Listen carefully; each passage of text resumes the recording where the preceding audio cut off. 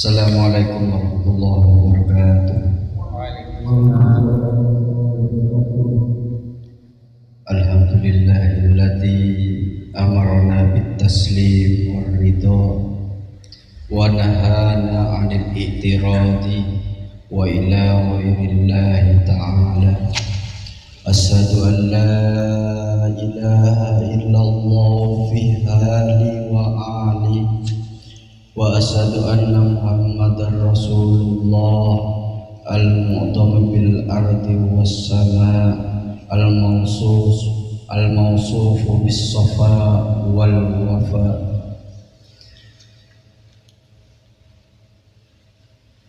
Bapak-bapak jamaah majelis yang dimuliakan Allah,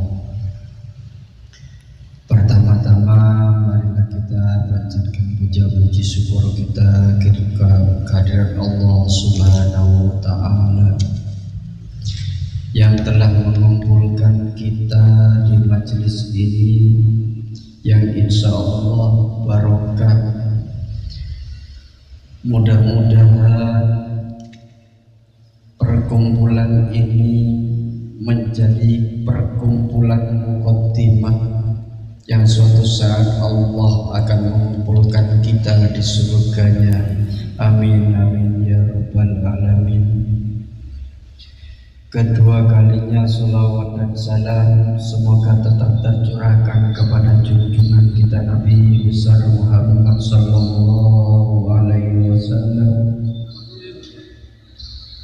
Berkat beliau kita tahu yang hak dan yang batil, dan kepada beliau kita selalu berharap syafaatnya, baik syafaat di kehidupan dunia maupun syafaat di kehidupan akhirat nanti.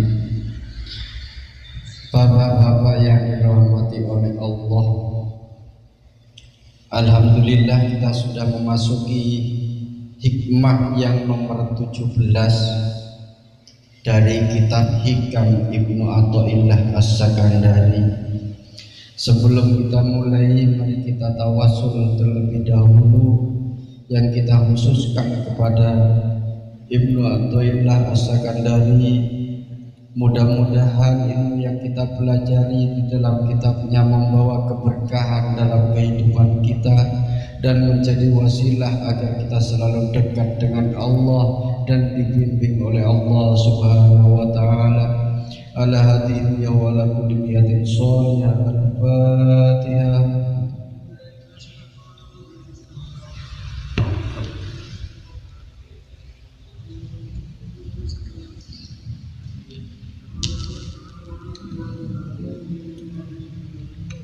Bapak-bapak yang dirahmati oleh Allah,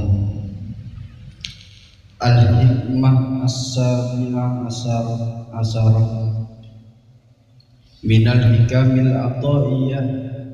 Hikmah yang nomor 17 dari kitab Hikam Ibnu Athaillah As-Sakandari.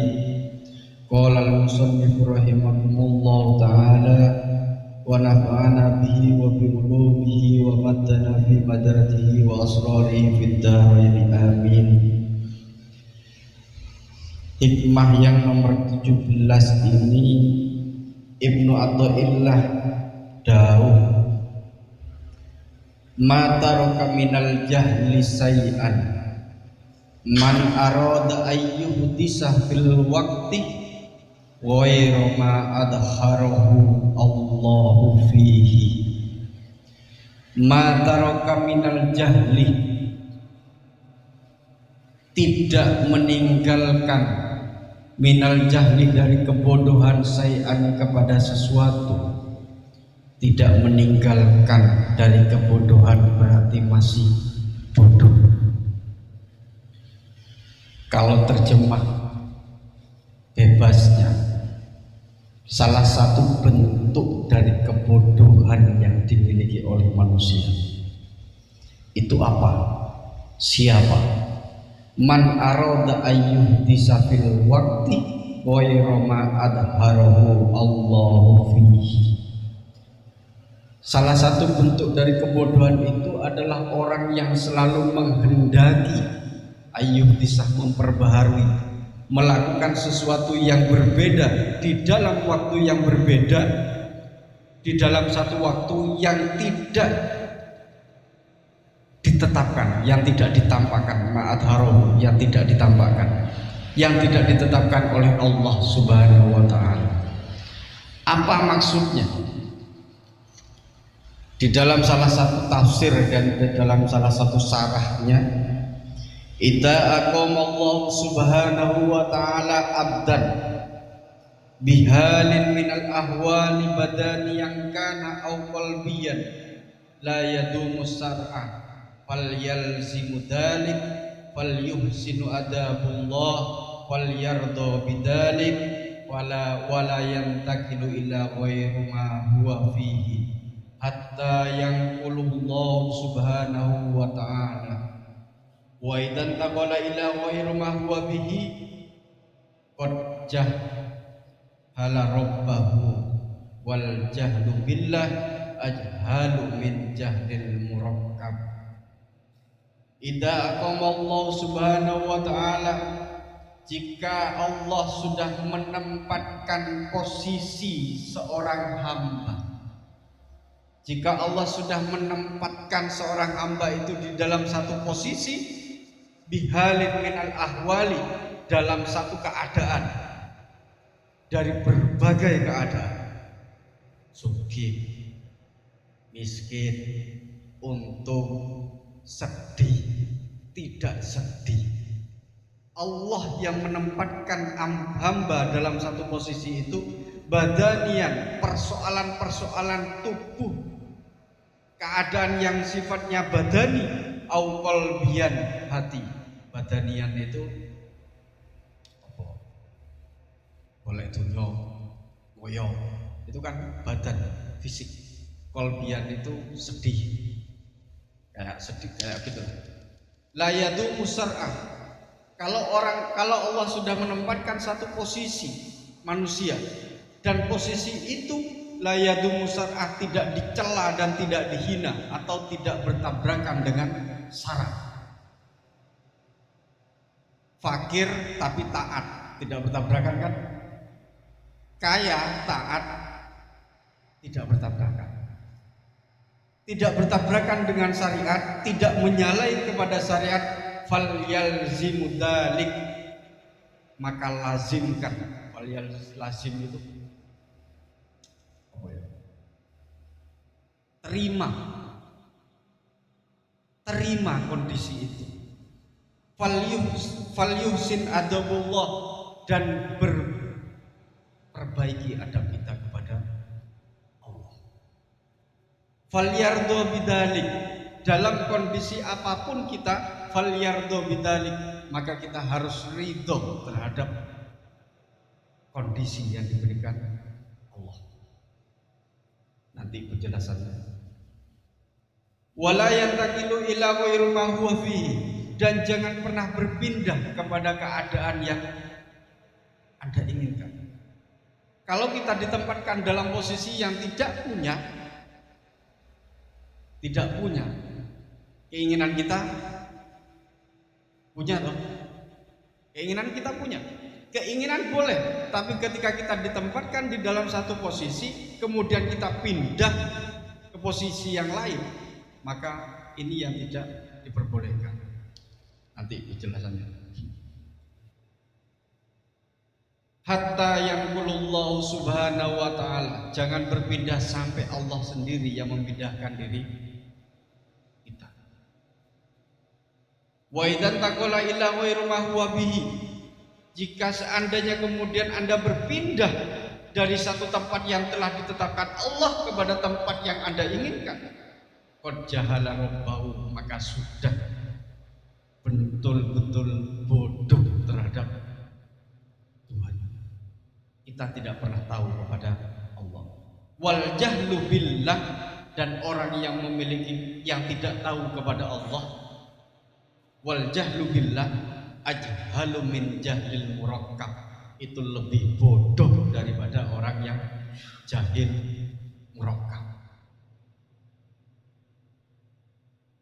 Paham? Ora paham. Ini adalah adab 17 itu membahas tentang adab terhadap kondisi yang diberikan Allah kepada kita. Bagaimana kita selalu bersikap. Orang yang tidak pernah menerima terhadap keadaan yang diberikan Allah kepada diri kita, maka itu sebenarnya adalah orang yang tidak pernah tahu kepada Allah, dan itu adalah bodoh. Al-jahlu itu ada 3, maka nanti ada 3 tingkatan. Al-jahlu yang pertama adalah al-jahlul basit. Al-jahlul basit itu adalah jahal bodoh, yadri annahu la yadri. Orang yang tahu betul bahwa dirinya tidak tahu.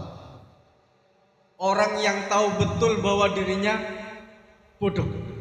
Dan sifat yang seperti ini cenderung mulia. Orang yang selalu merasa bahwa dirinya bodoh, dia pasti akan belajar untuk menjadi manusia yang lebih baik. Kalau dia merasa jauh dari Allah, maka dia pasti akan selalu berangkat dan mendekatkan diri kepada Allah. Kalau kita selalu merasa bahwa ibadah kita selalu kurang kepada Allah, kita selalu berusaha untuk meningkatkan ibadah kita kepada Allah. Al-jahluh yang model seperti ini adalah baik. Karena orang bodoh tapi tahu bahwa dia bodoh. Beda kalau orang kedua. Yang kedua apa? Al-jahluh al-murakkab. Jadi ada al-jahlul basit, ada al-jahlul murakkab. Jahl murakkab itu apa? Nemen. Apa ya? Bodoh itu nemen. Ya apa ya? Ya wis bodoh nemen. Siapa itu? La yadri annahu la yadri. Orang itu tidak pernah tahu bahwa dirinya tidak tahu. Minteri itu. Kalau orang tidak tahu bahwa dirinya tidak tahu, itu minteri. Coba sampean pergi ke warung-warung kopi, kabeh itu diomongno. Persoalan politik diomongno, persoalan ekonomi diomongno, di inflasi diomongno. Paham, orang paham, tapi yo nggak ngerti kalau dirinya nggak paham. Itu tuh. Apakah hanya sekedar itu? Tidak. Dalam persoalan-persoalan agama pun banyak orang yang tidak paham bahwa dirinya tidak paham pada agama, tapi selalu mengajarkan persoalan-persoalan agama. Minteri. Ini yang kemudian disebut dengan orang-orang jahil. Dalam bahasa Arab itu jahlun murakkabun. Kalau dalam bahasa jahlun murakkab, bodoh sing nemen. Itu adalah orang sing orang ngerti ketidaktahuan. Nemen. Tapi dia masih ada orang yang lebih gitu. Lebih bodoh daripada jahil murakkab ini masih ada. Siapa itu? Al-jahlu ala rabbahu. Orang yang bodoh terhadap pengetahuan Tuhannya. Tidak pernah mengenal kepada Allah. Kekayaan kita dianggap sebagai hasil usaha kita. Kepintaran kita diyakini sebagai usaha kita. Semua keuntungan dan nikmat yang kita nikmati di dunia dianggap sebagai bagian dari usaha-usaha kita. Dan itu kalau dalam bahasa Ibnu Athaillah, orang yang paling bodoh yaitu orang yang model begitu. Kok bisa? Karena dia tidak pernah tahu bahwa Allah adalah Maha yang menghidupkan, nggak pernah tahu bahwa Allah Maha mematikan, nggak pernah tahu bahwa Allah yang memberikan rezeki, nggak pernah tahu bahwa Allah yang memberikan segala nikmat yang kita nikmati. Orang yang hanya memiliki satu pemahaman bahwa saya yakin Pak, bahwa Allah itu menciptakan semuanya. Nikmat yang diberikan kepada saya itu yakin bahwa itu dari Allah. Semua dari kita yang ada di sini, kalau kita yang katakan, nikmat dari mana? Dari Allah. Rezeki dari mana? Dari Allah. Persoalannya, apakah pengakuan yang model seperti itu sama dengan amal perbuatan yang kita miliki? Apakah lisan yang kita ucapkan bahwa kita memiliki keyakinan bahwa seluruh rezeki itu dari Allah? Betulkah perbuatan kita itu mencerminkan keyakinan itu? Ini yang masih banyak. Maka kemudian di dalam salah satu tafsirnya, al-jahlu ala rabbi itu adalah turadifu aw yukhaliful yakin wal amal. Yakin bahwa Al-Quran itu hudan linnas, tapi nggak pernah dibahas.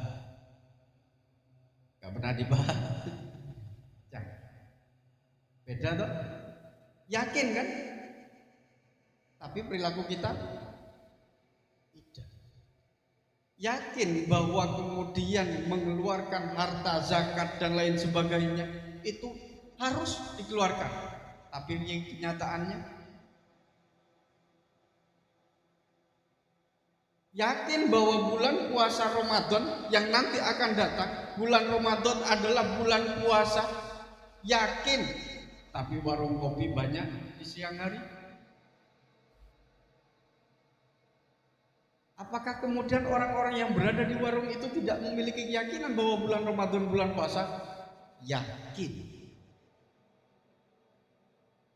tapi kok tidak berpuasa? Itu yang kemudian disebut oleh Ibnu Athaillah sebagai orang yang paling bodoh di dunia adalah orang-orang yang model seperti itu. Yakin bahwa Allah itu semua nikmat maha pemberi nikmat kepada kita, tapi kita masih ingkar kepada Allah. Contoh, idza aqamallahu 'abdan, jika Allah menempatkan seorang hamba di dalam satu posisi, apa posisi itu? Bitolabil ilmi, mencari ilmu. Kayak gini, di pesantren, di sekolah dan lain sebagainya. Tilmidan kana au sayhon, baik itu adalah murid maupun seorang guru. Orang yang menuntut ilmu siapapun itu, baik posisinya sebagai murid maupun guru, sama-sama dikatakan sebagai orang yang menuntut ilmu. Wa kafahu min amrid dunyahu, dan Allah kemudian mencukupi seluruh persoalan-persoalan duniawinya. Maka banyak orang-orang dulu itu tidak kaya Pak. Orang-orang dulu tidak kaya, tapi 10 anaknya itu tetap dimondokkan semua. Dengan keyakinan apa? Wa kafahu min amri dunyahu, Allah yang akan mencukupi segala persoalan-persoalan duniawinya. Takut? Tidak pernah. Orang-orang dulu tidak pernah takut, sekalipun dia tukang becak atau menjadi seorang petani, dia nggak pernah takut punya anak 5 atau 7. Sekarang rumahnya gedong-gedong, mega-mega, punya anak 3 saja takut. Alasannya apa? Takut gak bisa ngopeni, gak bisa cari memberikan rezeki. Yang memberikan rezeki itu adalah Allah, bukan kita. Ini perbedaannya orang-orang dulu dengan orang-orang sekarang. Makanya kalau orang-orang dulu itu memiliki keyakinan betul, orang yang menyekolahkan anaknya, dia menyekolahkan anaknya, menaruh anaknya di pesantren, maka yakin 100% bahwa Allah akan mencukupi rezeki anaknya dan juga akan mencukupi rezeki keluarga. Maka jangan pernah takut untuk mensekolahkan anaknya. Tidak usah berpikir biayanya berapa, biar Allah yang kemudian mengirimkan uang itu kepada kita. Faltazim dzalika. Kalau sudah menuntut ilmu, persoalan-persoalan duniawi sudah selesai diberikan oleh Allah, faltazim dzalika. Terima itu. Posisi itu terima. Faltuhsin adabuna Allah, maka perbaikilah adab kita kepada Allah. Wal yardo bidzalik fala yantaqilu ila ghairi ma huwa fihi hatta yanquluhu Allah subhanahu wa ta'ala. Jangan pernah berpindah kepada posisi yang model seperti itu. Kalau kemudian kita ngaji, kita nuntut ilmu di sini, menuntut ilmu di sini kemudian mengurangi jatah sampean, pendapatan sampean, maka tidak boleh ngaji. Tapi apakah kemudian saat kita mengaji, saat kita dzikir, saat kita kemana-mana menuntut ilmu, apakah semua pendapatan kita tetap terpenuhi? Maka ukurannya adalah terpenuhi atau tidak persoalan-persoalan duniawi kita.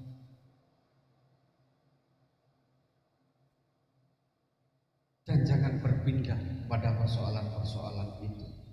Nuntut ilmu itu luar biasa, godaannya luar biasa. Orang yang menuntut ilmu itu bukan semata-mata gara-gara dia ingin menuntut ilmu, bukan. Tapi memang menuntut ilmu itu adalah sesuatu yang posisi yang diberikan Allah kepada orang untuk menuntut ilmu. Baik kepada anak kecil, asbabnya yang berbeda. Ada anak kecil yang harus dipaksa terlebih dahulu, ada yang tidak dipaksa terlebih dahulu. Tapi apa yang ingin dikatakan oleh Ibnu Athaillah? Jangan pernah kemudian ragu untuk menuntut ilmu pengetahuan. Jangan pernah ragu untuk memondokkan atau mensekolahkan putra-putri jenengan. Jangan pernah berpikir bahwa saya kalau mondok biayanya segini, kalau sampean mau sekolahkan anaknya kan begitu tuh. Saya mau sekolahkan segini, anak saya segini, ini biayanya berapa? Kalau sudah besar, dikalkulasi sedemikian rupa yang dikiranya tidak bisa, maka dipindah anaknya. Saat kita melakukan seperti itu kan kita berposisi sebagai Tuhan. Seakan-akan kita yang memberikan rezeki anak menuntut ilmu. Dan itu enggak pernah boleh. Makanya kemarin kita bahas tentang bagaimana musyahadah kepada Allah. Yang kedua adalah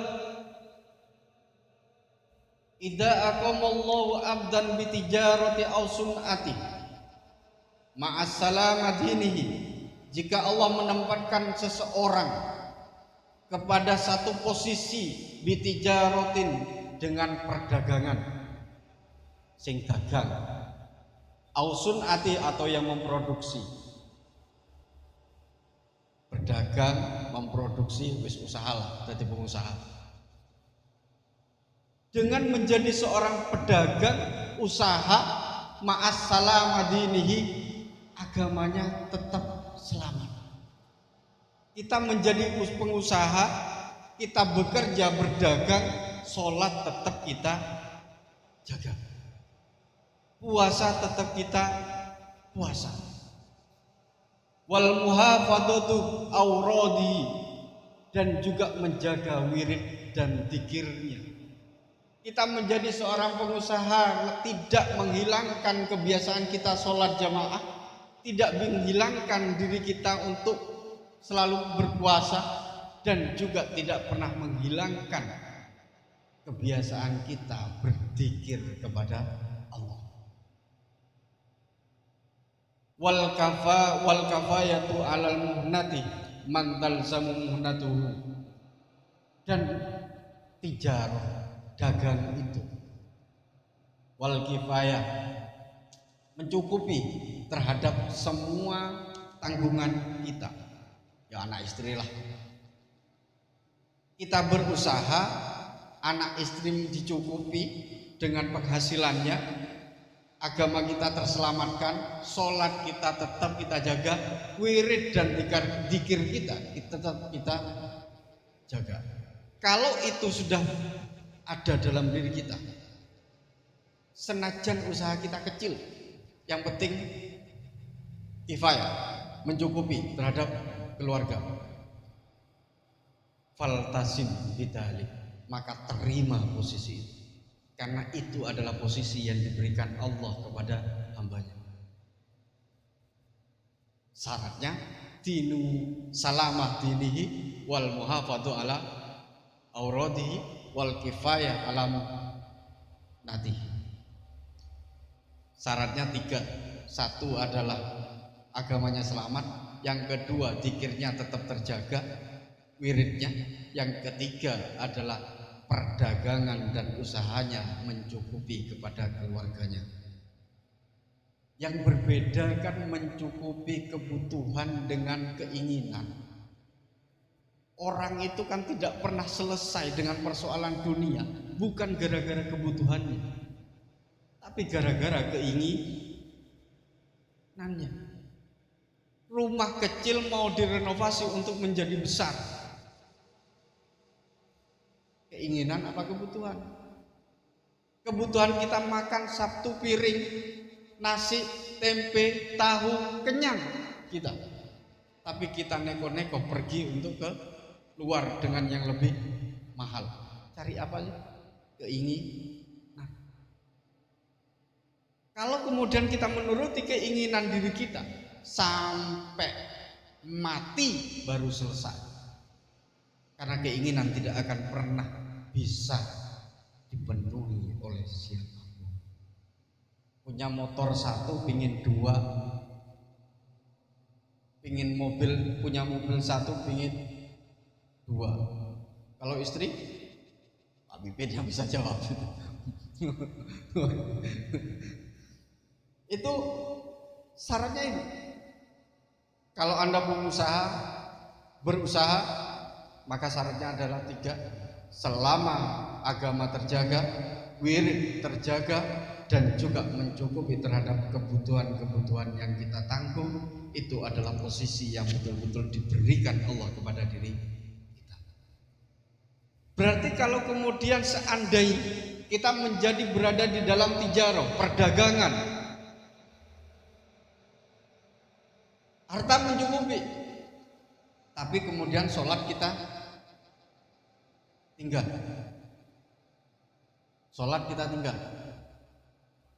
kalau di sholat kita tinggal, berarti itu adalah sesuatu yang melanggar terhadap syariat. Berarti itu tidak pernah dipilih Allah untuk diri kita.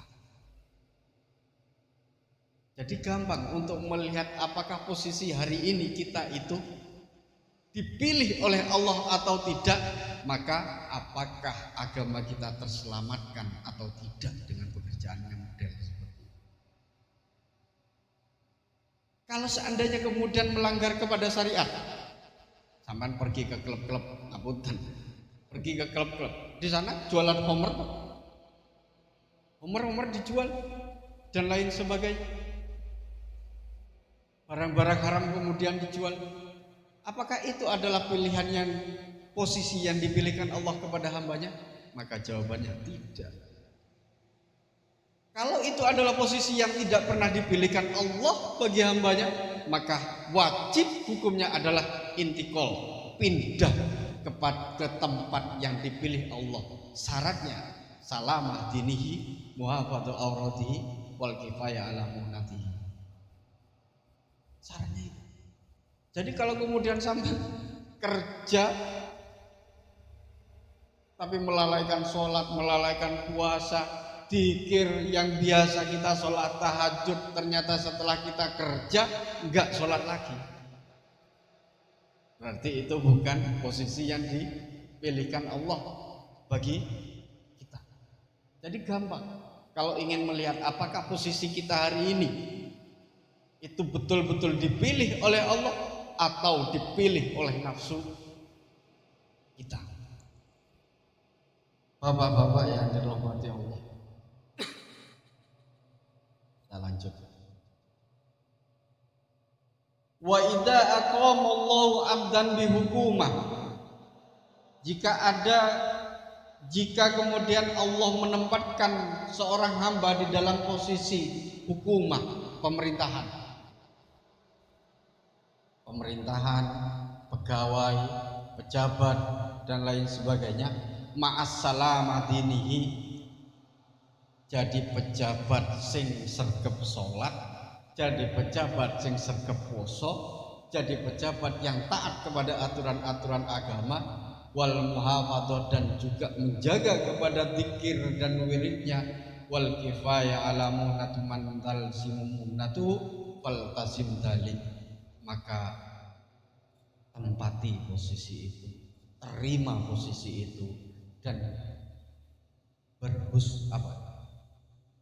husnudon kepada Allah, ridho terhadap posisi itu. Kalau kita ingin menjadi pejabat kayak hari ini harus nyogok dulu. Banyak loh.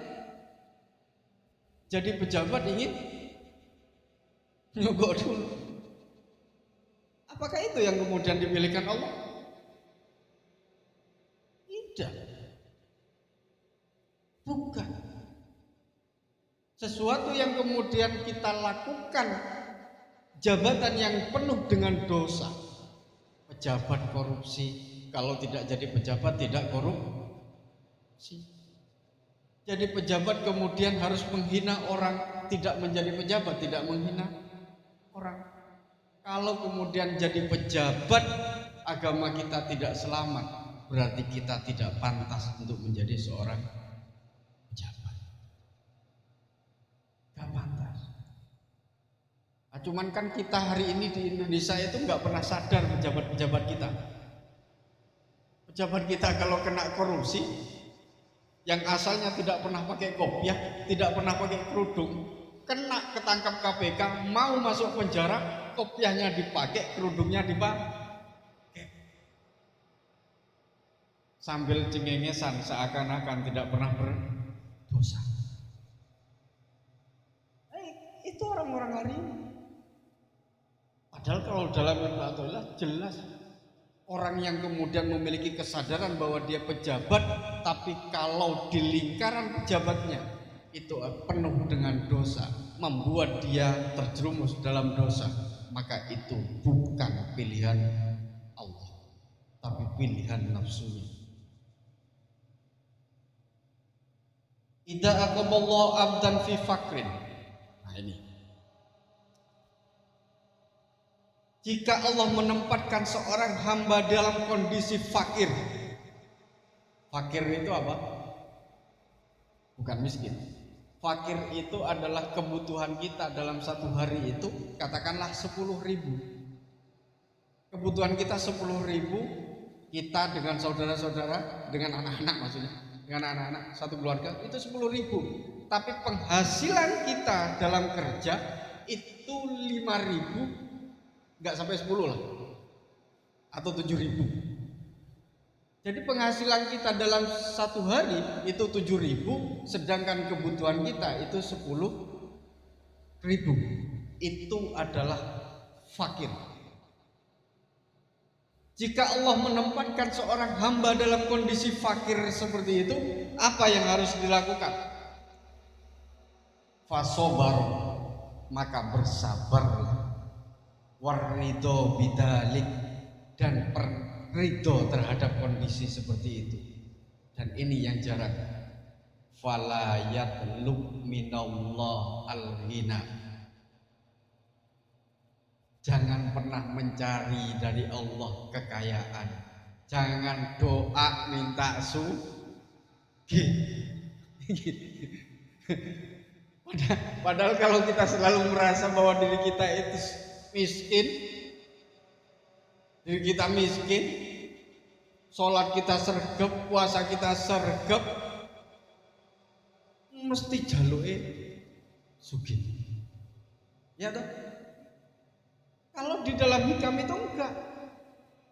Justru ketika manusia ditempatkan oleh Allah dalam kondisi fakir, agamanya baik, dan kemudian dzikirnya baik, dekat dengan Allah, sabar, ridho terhadap kefakiran, maka apa yang akan terjadi? Hatta yaghniyallahu bila talabu minhu. Allah pasti akan mengkayakan dia tanpa dia minta. Kalau kita merasa fakir, sabar dan ridho terhadap kefakiran kita, teruslah taat kepada Allah. Kalau itu yang kita lakukan, maka Allah yang akan mengkayakan kita tanpa kita minta. Caranya gimana? Ya terserah Allah, saya nggak tahu. Terserah Allah. Min haitsu la yahtasib, dari berbagai arah, hanya Allah yang kemudian tahu bagaimana kemudian mengirimkan rezeki kepada para hamba. Idza aqaballahu abdan bihali qabdin. Ini urusan hati. Sudah setengah jam. Fala yatrubu minallahil bast hatta yanquluhu ila halil basti. Di dalam ilmu tasawuf itu ada yang disebut dengan dua hal kondisi. Yang pertama itu adalah al-qabdu. Yang kedua adalah al-bastu. Al-qabdu itu adalah posisi kita berada dalam kondisi sedih, sempit, dan al-bastu itu adalah kondisi kita lapang atau senang. Dalam satu masa tanpa sebab kita mengalami kesedihan yang luar biasa, tapi tanpa sebab juga dalam satu waktu kita merasakan senang yang luar biasa. Maka kalau posisi al-qabdu, saat kita berada dalam kondisi kesedihan itu, terima kesedihan itu. Jangan pernah kemudian mencari sesuatu yang lapang. Contoh, saiki pusing, jenuh, sumpek, ayo ngopi. Itu tuh. Yang dicari adalah kopinya. Apa kemudian setelah nyampe di warung kopi hilang sumpeknya? Ya enggak akan hilang. Saat Anda mengalami kesedihan-kesedihan itu, terima kesedihan itu, tapi dekatkan diri kita kepada Allah, maka Allah yang akan kemudian melapangkan hati kita. Jangan mencari sesuatu di luar itu. Karena posisi al-qabdu itu memang diberikan oleh Allah kepada seorang hamba agar selalu ingat kepada Allah. Makanya kemarin kita bahas, setiap ujian, setiap masalah yang diberikan oleh Allah kepada diri kita itu semata-mata kasih sayang Allah untuk mengangkat derajat manusia. Sayang sekali Allah itu kepada manusia. Yang tidak pernah sayang itu adalah diri kita kepada Allah. Tidak pernah sayang. Yang terakhir, bapak-bapak yang dirahmati Allah, man arafa rabbahu ahabba. Orang yang tahu kepada Tuhannya itu, tahu bahwa Allah itu wujud kita bako muhalafatulil hawadis, tahu bahwa Allah itu ar-Rahman ar-Rahim al-Malik al-Qudus as-Salam al-Mu'min al-Muhaimin dan seterusnya. Tahu itu, kalau orang tahu kepada Allah, ahabba, dia pasti akan mencintai Allah. Tapi kalau dia tidak pernah tahu kepada Allah, bagaimana kemudian kita akan mencintai? Sama dengan Anda, jenengan ketemu dengan seseorang, nggak pernah tahu orang itu, nggak pernah ketemu dengan orang, bisakah kemudian mencintai orang? Mencintai orang yang tidak pernah diketahui oleh kita, bisa? Nggak bisa. Harus ketemu dulu, baru kemudian kita cintai. Mosok jenengan kemudian nikah, ujuk-ujuk nikah, nggak kenalan, nggak lihat orangnya? Mesti lihat toh, mesti lihat. Sekalipun di dalam persoalan pertunangan dan lain sebagainya, itu tetap lihat. Nah, orang yang kenal Allah, tahu kepada Allah, ahabbah, pasti dia cinta. Waman ahabbah, dan orang yang cinta kepada Allah, radhiya bihukmillah, dia akan ridho dan rela, ikhlas terhadap aturan-aturan Allah yang diberikan kepada kita. Wal ikhtiyaru lahu, dan juga usaha Allah yang menempatkan hamba kepada posisi diri kita. Apapun posisi yang kita nikmati hari ini, terima, dan kita hitung apakah kemudian posisi pekerjaan kita, ngaji kita, berkumpulnya kita, apakah itu kemudian sesuatu yang dipilih oleh Allah atau bukan. Kalau bukan, berpindahlah. Kalau kemudian itu adalah pilihan Allah, maka terima dan ridho terhadap pilihan Allah. Bapak-bapak yang dirahmati oleh Allah, saya rasa itu yang sekelumit penjelasan dari Sarah Hikam yang nomor 17. Moga-moga kita selalu diberikan kekuatan untuk mengenal Allah, paham kepada keinginan Allah, tidak hanya sekedar sebatas keyakinan, tapi juga di dalam setiap amal perbuatan kita mencerminkan kita sebagai seorang mukmin dan taat kepada Allah Subhanahu wa taala. Bapak-bapak, saya ini wallahul muwaffiq ila aqwamit thoriq. Wassalamualaikum warahmatullahi wabarakatuh.